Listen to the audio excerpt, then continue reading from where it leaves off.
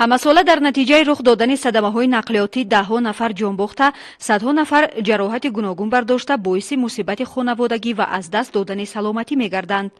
мутаассифона на ҳамеша ронандагон сари чамбараки постаҳои нақлиёт ба қоидаву қонун ва талаботи қоидаҳои ҳаракат дар роҳ таваҷҷӯҳ намуда, зимни рондани автомашина ба он аҳамияти ҷиддӣ равона месозанд.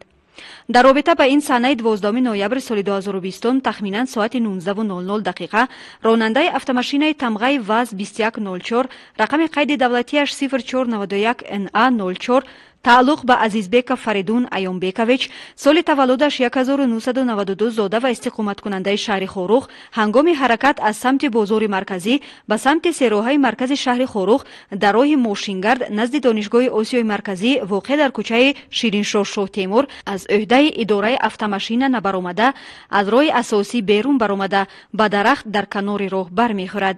дар натиҷа мусофире дар дохили автомашина буда шаҳрванд Назархудоева Моҳик Варқаевна, соли таваллудаш 2000, сокини шаҳри Хорух, донишҷӯи бахши сеюми донишгоҳи давлатии шаҳри Хорух ҷароҳати ҷисмонӣ ба саломатӣ бардошта бистари беморхонаи вилоятӣ мегардад. оиди ҳодисаи мазкур аз тарафи шӯъбаи вазорати корҳои дохила дар шаҳри Хорух тафтишоти пешакӣ идома дорад. ман ронандаи автомашинаи ВАЗ 2104 рақамҳои давлатӣ 0492 NA04 Азизбеков Фаридун Аёнбекович, истиқомати шаҳри Хорух, кӯчаи Ленин 137 ба мусофиркашӣ машғул ҳастам. дар шаҳри Хорух санаи 12 соати 19 аз самти бозори марказӣ истодам. ба пеш як мусофир омад, гуфт ма дар таксӣ дар корай. ман гуфтам тамом, гуфтам куҷо мери? ва гуфт маҳаллаи Бархара мерам. ман гуфтам бишин. рафтем ҳамҷо шиштагиам оҳиста оҳиста скор задестам, рафтестам.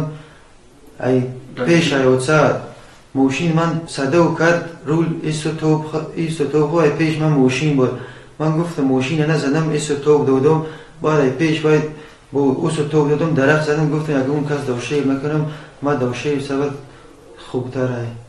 инчунин санаи 13 ноябри соли 2020 тахминан соати 20:00 дар роҳи Мошингарди деҳаи Гушун дударги Қалаи Хум дар километр 16 ноҳияи Дарвоз ҳангоми ҳаракат автомашинаи тамғаи УАЗ рақами давлатиаш 2427 Аҳ01 РТ зери идораи ронанда Зикруллоев Иноятулло Неъматович, соли таваллудаш 1972, истиқоматкунандаи деҳаи Қалаи Хумби ноҳияи Дарвоз, оиладор соҳиби 4 фарзанд, ҳангоми идораи автомашинаи мазкур аз ӯҳдаи иҷрои воситаи нақлиёт набаромада, ба ҷарии тахминан 20 метр сарозер ба даруни дарёи Хумбов чаппагардон шудааст. дар натиҷа ронандаи автомашинаи тамғаи УАЗ Зикруллоев Иноятулло Неъматович дар ҷои ҳодиса ба ҳалокат расидааст. мусофирони дар дохили автомашина қарор дошта Ҷураева Шамигул Хайруллоевна, соли таваллудаш 1978, Зикруллоев Эшонҷон, соли таваллудаш 2016, Давлатзода Сарвиноз Муҳтоҷ, соли таваллудаш 2000, истиқоматкунандагони деҳаи Гушун ноҳияи Дарвоз зарари ҷисмонӣ ба саломатӣ бардошта бистарии беморхонаи маркази ноҳияи Дарвоз гардиданд. оиди ин ҳодисаи рухдода шӯъбаи вазорати корҳои дохила дар ноҳияи Дарвоз тафтишоти пешакӣ бурда истодааст.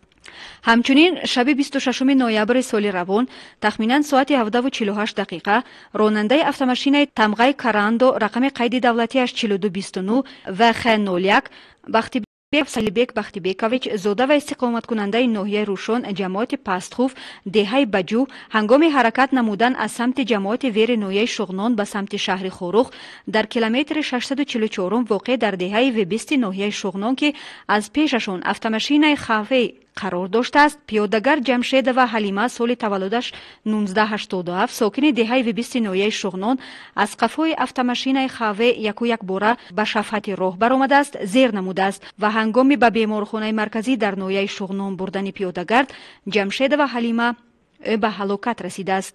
ман Бахтибеков Сайлибек, соли таваллудам 1985, сокини ноҳияи Рӯшон, ҷамоати Пасов, қишлоқи Баҷӯ, санаи 26 ноябр ҳангоми ҳаракат аз тарафи деҳаи Ривак, ноҳияи Шоҳнон ба самти шаҳри Хорух дар деҳаи Вебист аз пешам як мошин тамғаи тангин қафоша духтар баромада, давида ба пешам баро баромада, ман бошам тормоз асир кардам, аз ӯҳдаи идораи мошин نبرآمده طرف رشد ماشین خطی او را زده او غلطید و گرفتیم بردیم بالنیسا او در اونجا بالوکت رسید.